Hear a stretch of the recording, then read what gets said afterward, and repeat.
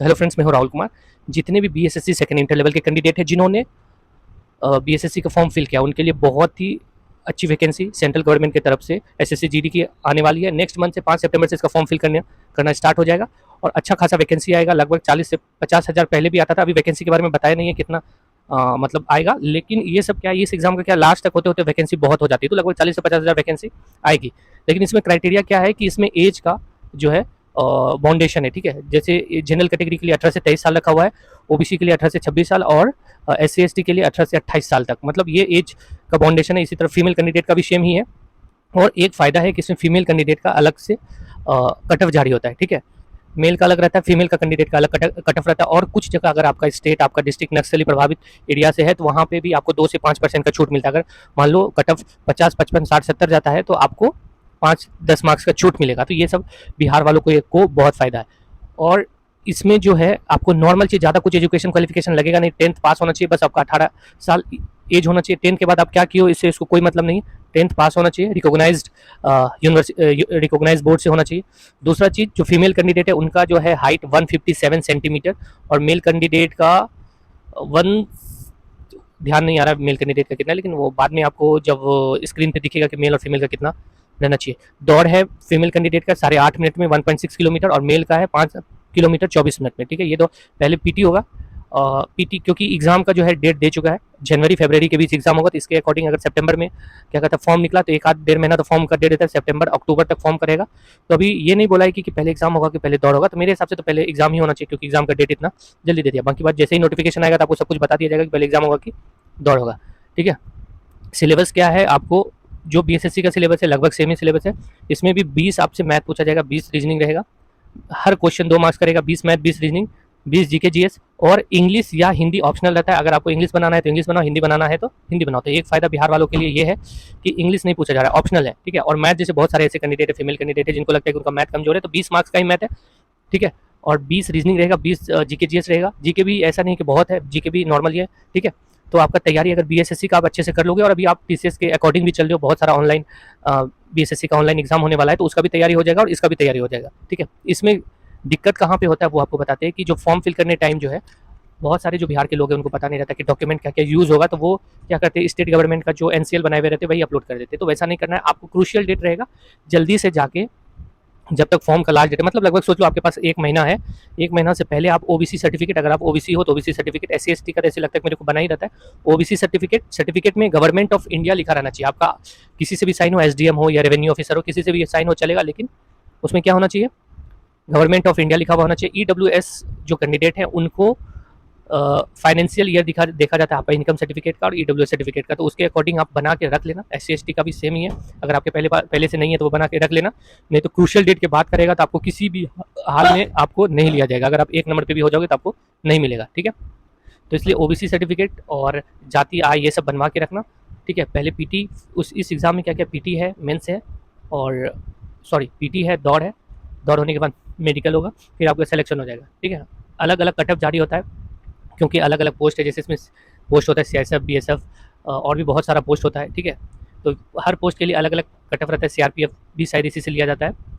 तो इसमें जो है जब फॉर्म फिल करने के लिए आएगा तो आपको बताएंगे कि कौन सा जॉब आपके लिए ज़्यादा सुरक्षित रहेगा, ज़्यादा बेस्ट रहेगा, जो कि आप अपने फैमिली मेम्बर, मतलब अगर शादी होता है तो उसके फैमिली के साथ रहने में ज़्यादा सुविधा होगा, ठीक है, और ज़्यादा डेंजरस नहीं, ठीक है। तो फॉर्म भरने के लिए मत भूलना। इवन गर्ल्स कैंडिडेट, अगर आप इस एग्ज़ाम में नहीं भी जाना चाहते हो तो फॉर्म भरना, ठीक है, क्योंकि एग्जामिनेशन सेंटर ज़्यादा दूर नहीं जाएगा। मैक्सिमम बिहार में पटना, गया और भागलपुर, इस तरह और भी बहुत सारे सेंटर इस तरह का सेंटर रहता है, तो आप यहाँ एग्जाम दे सकते हो। फॉर्म फिल करने का चार्ज भी ज़्यादा नहीं है गर्ल्स कैंडिडेट के लिए, किसी भी कैटेगरी से है, 0 है। एससी एसटी का भी 0 है, सिर्फ ओबीसी, जनरल और ईडब्ल्यूएस कैंडिडेट को 100 रुपया लगेगा मात्र फॉर्म फिल करने में। तो इसलिए फॉर्म भरने से डरना मत, ठीक है। और जो भी सर्टिफिकेट आपको बनाना है पहले ही बनवा लेना, ठीक है। और इस वाले एग्जाम का क्या है, फॉर्म फिल करने टाइम अपना डेट ऑफ बर्थ जरूर सही डालना, मतलब डेट ऑफ बर्थ क्या, जो भी इन्फॉर्मेशन दोगे सही देना, क्योंकि ये जब भी इसका डॉक्यूमेंट वेरिफिकेशन होगा तो ये लोग कुछ मानेगा नहीं, ठीक है। कुछ भी अगर गलत रहेगा तो डायरेक्ट रिजेक्ट करेगा, खास करके अगर सर्टिफिकेट में तो कुछ भी गलती होगा तो डायरेक्ट रिजेक्ट ही करेगा, ठीक है। और हाँ, जैसे बहुत सारे लोगों को लगता होगा कि दौड़ के बाद क्या गोला जंप है, हाई जंप है, ये सब कुछ भी नहीं है, सिर्फ दौड़ होगा, दौड़ चेक होगा और आपका हाइट चेक होगा। एक बार हम भी दौड़ने के लिए गए हुए हैं, तो सिर्फ हाइट चेक होता है ऐसे नॉर्मल, और बहुत बड़ा ग्राउंड रहता है, किसी भी टाइम 5 किलोमीटर दौड़वा लेता है, ठीक है। और गर्ल्स के लिए 1.6 8:30 में। तो मेरे को लगता है कि बहुत ही अच्छा, जो गर्ल्स कैंडिडेट दरोगा की तैयारी के लिए भी लगे हुए होंगे तो उसको भी बहुत फायदा है, क्योंकि हिंदी उसमें भी पूछा जाता है। तो अभी जैसे बीएसएससी में भी हिंदी मेंस में पूछा जाएगा, तो थोड़ा सा आपका तैयारी इसके अकॉर्डिंग भी हो जाएगा।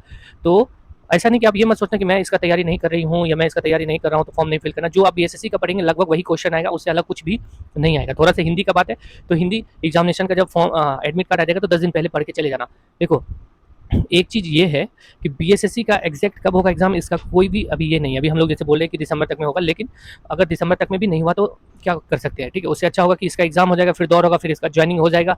तो देखो ज्वाइनिंग के प्रोसेस में थोड़ा टाइम लगता है, मतलब 6-7 महीना लगा देता है, मतलब 1-8 साल। उस बीच में आपका पीटी ही हुआ रहेगा बीएसएससी का, क्योंकि अभी विधानसभा चुनाव है तो ये लोग करेगा कि पीटी लेके आपका मेंस के लिए इंतजार करवा देगा, चुनाव के बाद करवाएगा, तो वहाँ पे आपको दिक्कत हो सकता है। तब तक में ये वाला जो पोस्ट है आपको ज्वाइन भी करवा देगा, ठीक है, या फिर आपका मेडिकल हो जाएगा। तो आपको एक कॉन्फिडेंस आएगा अगर एग्जाम निकलते जाएगा कोई भी, और एक एक्सपीरियंस भी हो जाएगा अलग अलग ऑनलाइन एग्जाम देने का, ठीक है। तो जो भी कैंडिडेट या फीमेल कैंडिडेट मतलब जॉब आपको पसंद नहीं भी है तो आपको फॉर्म फिल करना चाहिए, क्योंकि एग्जाम देने जाओगे तो आपको बहुत चीज़ पता चलेगा, ठीक है, बहुत पता चलेगा क्या क्या, जैसे क्या क्या आप मैथ को, क्या आप जो मैथ रूम पे बनाते हो वो एग्जाम में बना पाते हो या नहीं बना पाते हो, जीके क्या आप भूल तो नहीं जाते हो या आपको कंफ्यूजन तो नहीं आ जाता, ठीक है। बहुत जैसे जितना ज़्यादा आप एग्जाम दोगे उतना आपको फायदा होगा, उतना आपके अंदर एक्सपीरियंस आएगा और आपके अंदर जो कमी है वो आपको पता चलेगा, ठीक है। तो एग्जाम जरूर देना, फॉर्म आएगा, फॉर्म फिल करना, और जो भी डॉक्यूमेंट लगता है वो अभी से बनाना स्टार्ट कर दो, नहीं तो बाद में क्या होगा कि एग्जाम भी दे दिए, सिलेक्शन हो गया और अगर आपको जाने का मन रहेगा तो डॉक्यूमेंट वेरिफिकेशन में आपको आउट कर दिया जाएगा, ठीक है। बाकी बात, बहुत सारे लोग हैं जो बीएसएससी के स्टूडेंट है, पूछते एग्जाम कब होगा कब होगा। तो देखो अंदाज से, जैसा कि पेपर का कटिंग आया था वो अक्टूबर से दिसंबर बोला है, तो नवंबर तक तो एमटीएस का एग्जाम चल ही रहा है। आपको पता ही है कि बिहार में भी सेंटर रहता है एमटीएस के एग्जाम का, तो सेंटर जब तक खाली नहीं होगा तो आपसे एग्जाम कैसे लिया जाएगा। उसमें भी बहुत फॉर्म गिरा है, लगभग 50 लाख फॉर्म गिरा है, तो आपको पता ही होगा कि एक दिन में कितना शिफ्ट होगा, कितना लोगों का एग्जाम होगा। जो 50 लाख लोग लगभग 1 महीना 45 दिन में खत्म हो जाएगा, ठीक है। तो इसलिए आप सोच सकते हो कि 50 लाख फॉर्म गिरा है, तो ऑल ओवर इंडिया में 1 महीना कितना से 30 सितंबर से स्टार्ट होगा, 14 नवंबर तक चलेगा, तो 14 डेज और इधर 31 दिन, मतलब 45-46 डेज चलेगा। 50 से 57 लाख फॉर्म गिरा है, तो आप सोच सकते हो बिहार का एग्जाम होगा तो कितना दिन चलेगा भाई, ठीक है। तो इसलिए टेंशन नहीं लेना। देखो हम स्टार्टिंग से बोल रहे कि ऐसा पढ़ना है कि कोई भी एग्जाम आए आप उसमें अच्छा परफॉर्म कर पाओ। अभी एनटीपीसी का एग्जाम आएगा तो मान लो बीएसएससी की तैयारी कर रहे हो आप स्टार्टिंग से, तो ऐसा नहीं ना कि एनटीपीसी आएगा तो आप उसमें उसका फॉर्म नहीं भरेंगे, उसका तैयारी नहीं करें, नहीं। अभी भी आपको बोलते हैं कि तैयारी ऐसी करो। देखो आपको हम बोले कि 3 दिन एसएससी सेंट्रल लेवल का पढ़ो, 3 दिन रेलवे का पढ़ो, तो इससे क्या होगा, मिक्सअप होकर जो भी एग्जाम आएगा, रेलवे का आएगा, ये एसएससी जीडी आया, बीएसएससी आया, फिर एनटीपीसी आया, आप अच्छा स्कोर कर जाओगे। बीएसएससी सीजीएल आएगा, आप अच्छा स्कोर कर जाओगे। अगर आप ऐसे सोचोगे कि बीएसएससी के लिए ही पढ़े, बीएसएससी के लिए पढ़े, तो वो आपके लिए फायदेमंद नहीं रहेगा, ठीक है। क्योंकि बीएसएससी का कोई ठिकाना नहीं है कि एग्जैक्ट इतने ही टाइम में ले लेगा, चाहे वो ऑनलाइन हो या कुछ भी हो, ठीक है। एग्जाम जल्दी होगा, मान लो कि पीटी हुआ, फिर मेंस होगा, फिर टाइपिंग होगा, दौड़ होगा, इतना सारा प्रोसेस है भाई। इसके बीच में अगर एनटीपीसी का एग्जाम आ गया तो क्या आप उसको छोड़ दोगे? उसमें भी 4200-4600 ग्रेड पे का नौकरी है। अगर मान लो आपको बहुत मन है कि पंचायत सचिव बने, उसमें 30,000 पेमेंट है, उधर 4600 ग्रेड पे में हो जाएगा, सीधा 70,000 रुपया पेमेंट 75,000 से स्टार्ट होगा, ऊपर से एक्स्ट्रा वेजेस भी रहता है, थोड़ा सा एक्स्ट्रा नाइट हो गया, ये हो गया, तो 10-15,000 महीने का एक्स्ट्रा मिलता है, तो 80-85,000 आपको सैलरी रहेगा। तो कितना आप उससे ज़्यादा बिना गलत किए हुए 40 से 50,000 आप मंथली कमा रहे हो। साथ में आपको बहुत सारा फैसिलिटी है, उसको भी 10-15,000 रुपया महीने का जोड़ लो, इतना फैसिलिटी है। कहीं भी ऑल ओवर इंडिया टूर कर सकते हो रेलवे का, ये वो बहुत सारा फैसिलिटी है। मेडिकल सुविधा है आपके फुल फैमिली मेंबर का, ठीक है। तो इसलिए तैयारी ऐसा करना है कि सब कुछ का हो जाए। आप एक ही चीज़ पे डिपेंड रहोगे तो वो अच्छा नहीं है। सिलेबस देख के पढ़ो, जैसे मैथ सब में आता है, रीजनिंग सब में आता है, ठीक है, जीके जीएस सब में आता है, तो उसको भरमार करके पढ़ो। रेलवे का भी घटना चक्र ले लो, एसएससी का भी ले लो, दोनों मिक्सअप, 3 दिन ये पढ़े 3 दिन वो पढ़े, ठीक है।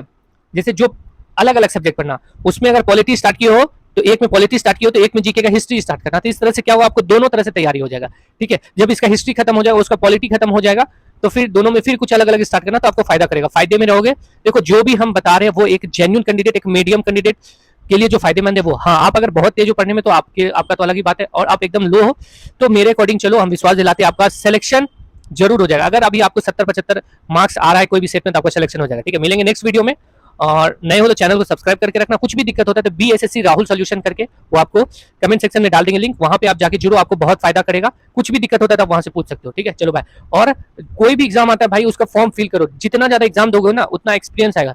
सिर्फ एक्सपीरियंस खुद के लिए नहीं लेना, कल के दिन आपका बच्चा या फिर आपका भाई या कोई भी आपका फैमिली मेंबर वो एग्जाम देने जाएगा तो कम से कम आप ये तो बता सकते हो कि हाँ ये ऐसे ऐसे लगेगा, ठीक है। गर्ल्स कैंडिडेट हो या कोई भी, हाँ मेरे को पता है कि बहुत गर्ल्स कैंडिडेट इसमें नहीं जाना चाहते, लेकिन फॉर्म फिल करना एक्सपीरियंस के लिए, ठीक है।